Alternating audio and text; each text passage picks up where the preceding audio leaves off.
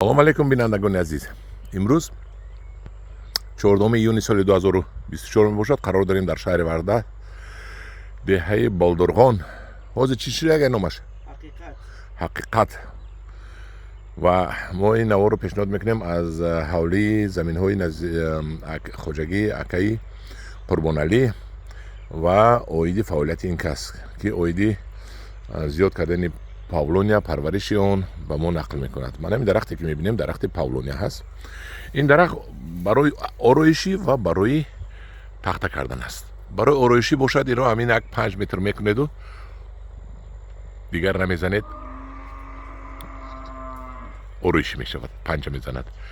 барои тахта бошад, инро вагмонам ки манам хел тоза карда як 6 метр меравед, 6-7 метр тоза кунед, агар баъд монед панҷа занад, беҳтарин мешавад. чӣ хеле ки медонед, ин ҳозир ман савол кардам. акай Қурбоналӣ, салом алейкум. акай Қурбоналӣ, шумо ба мо сал як баландтар гӯед, ман микрофонро наовардем.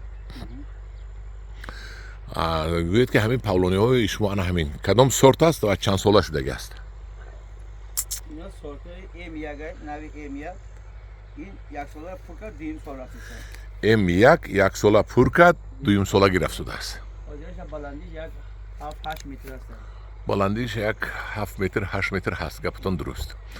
ғавсиш як турбаи 100 ворин ҳаст. ғавсиш турбаи 100 шудааст. дуруст. як солагишта ин қадар. ин дар чанд солагиаш баъд бурида тахта мекунанд? 7-8 нағзаш агар ки нағз шавад, якум солаш 7 сол ба бурид нағз тахта метавад. баъд аз вай баъд ҳар 5 солда мебурем. якум сол 7 сол ба бурид, агар баъд аз вай ҳамун дар китобашам 90 сол ҳар 5 сол мебурем. лекин ҳамисо ҳамун рафиқои мо, раисои мо чӣ рафтан, ӯзбекистон рафта, тахтаоша дидан, нархҳои тахтаоша дидан, аи хонтахта, кат, ҳар хел стула кардагӣ будан, мебело кард, ҳамаша дида омада. бисёриҳо бовар намекунанд ки дуруғаю тахта наметиҳад. рафта дидед? ман худам дидам, мана дуюмовка шуда, ай ду тараф дутаи симблок монда, мана болош баровар ки ту 100 кило ҳасти, ҳамин паридам нашикаст. ҳоли ҳам навораша шумо мепартам, агар мондаӣ бошед, худамон чашмон қади рафта ӯзбекистон дида омадем. дар мо тахташ кай мебурад худо хоҳад? чанд сол пас? ҳамин тоҷикистон уҷа 3 солаш ҳастай. 3 солаш ҳастай, мумкин баъди 3-4 сол. 3 сола 4 солаш ҳастай, мумкин мобайни 3 сол 4 солда уҷа тайёр шавад тахта. ҳамин хел якта дута ҳаста ё ки плантатсияош ҳастай? боғош. ҳозирашта боғош плантатсияош нав саршидагӣ, мумкин 2 сола плантатсия ҳастай. мо ҳозир як ҷода плантатсия ки нав 1 сола ваё якум сола ваё. шумо имсол бо коридед? зиёд кардед қаламчаш? ай қаламчаш зиёд кардам, мана инҷа бо коридам. ҳозир мерем унҷа тамошо мекунем. чанд дона зиёд кардед?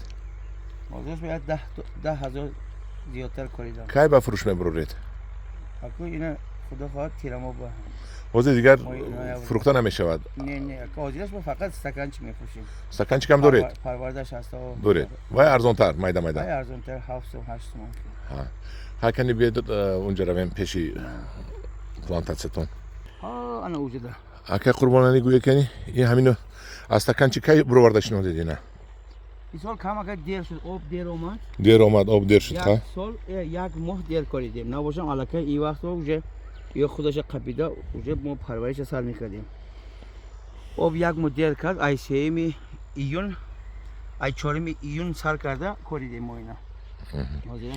сабабаш селу анам чизо буда? об ҳамун дамбоя маҳкам кардан ки об сел ҳам қишлоқоя сел назанекта дарвозаи обо маҳкам кардан. бо он тарафам коридед? хай намерем, гарим бад аст. дар куҷо коридед бо? боло ба як 10 сотири. ҳамин баробари ҳамин анам хел. баробари ҳамин боло ба.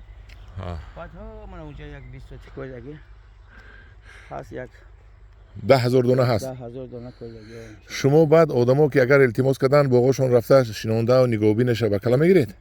агар касе ки агар чӣ надошта бошад, шартнома кунанд? шартнома кунад, агар раҳошон дур бошаду нигоҳубин карда натонад, пурсад, агар ихел дистансиони через телефон гуфта метиҳам, агар не омода бин худат нигоҳ кун гӯяд, рафта дидам нигоҳ карда меомад. гап дар сари шартнома.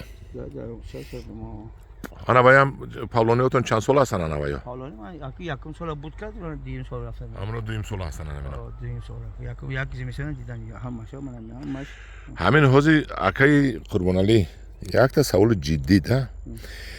همین ما خلق реклама میکنیم آمده ازشون پول داده میخرن میبرن نشود که همین تخته نشود و بعد تگی گبونیم نه تخته شدنش 100%. 100%. 100%.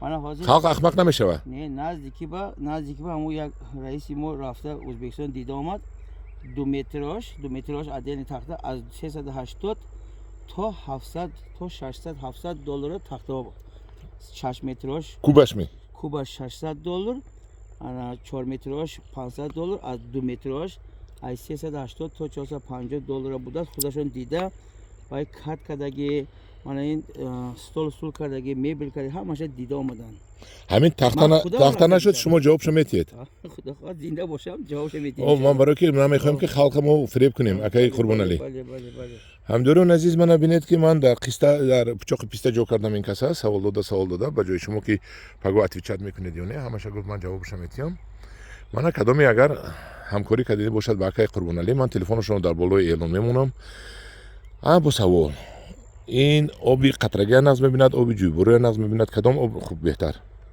اگر آبی قطرگی باشد از همین سرشویش تا آخرش یک خیل آب میخورد داروش هم اما چیز همون قطره میتید همه داروش هم چیز همون بوچکا روی میکنید همش یک خیل آب میخورد چیز آبی جوبور باشه ممکن یک خیل جوش نبراید یک خیل جوش در آب نرسد همین خیل جوش قاق میشه که این آب دوست داره داخل آب دوست داره در لالمی نمیشود به آب به آب یکم کس ریسکوات هم نکند که به آب یک بار دو بار آب میمونم بعد خودش میگیره سه گپا فکرم نکنه چون که این یکم دویم سال سخت آب ناز میبیند بعد مثال میگیریم 5 ساله 6 ساله شد یک بریش گذشت بعد آب نمونن میشد یا که با آب نمونن هم میشه چون که خودش آبش میآورد حالا که ریشو بخواد میشد میره لیکن اینه در بخی دیولو نشینونن که دیولو میبردورد بگمونم اگر ریشش اما از دیولو کمش با یک 20 متر دورتر کار داره ریشش با قوت است ریشش استاد